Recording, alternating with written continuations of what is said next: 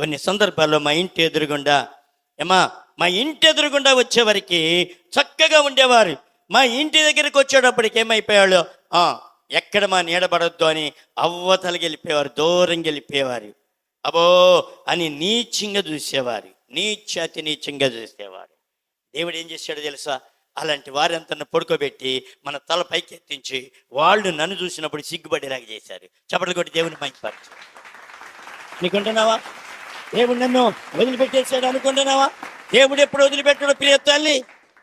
ఎన్నోసార్లు నిందించి అవమానంగా చెడ్డ మాటలు పలికినటువంటి వారి అందరి కుటుంబాలు మొన్న నేను వెళ్ళెత్తే ఎప్పుడో 25 సంవత్సరాల క్రింద పరిచయమైనటువంటి వారి కొరకు కన్నీరు గార్చి, వారి కొరకు రోదన చేసి, వారి కొరకు పశ్చాత్తపడి, వారి బాగోగులన్నీ చూసినటువంటివే వ్యక్తిని వారు అందరూ తృణీకరించి అవమానించి నీచంగా చూసినటువంటి వారు, మా ఇంటిలో వారి భోజనం చేసినటువంటి వారు, మాతో సన్నిహితంగా ఉన్నటువంటి వారు ఏమైపోయారు? మమ్మల్ని చెత్తరువులుగా చూసినటువంటి వారు మొన్న ఎక్కడికి వెళ్తే ప్రాణం తీసుకుని అంటున్నారయ్యా, మీరు ఉండంగా ఎంత బాధ్యత వహించారు. అన్ని కుటుంబాలు ఇప్పుడు పాడైపోయినాయి.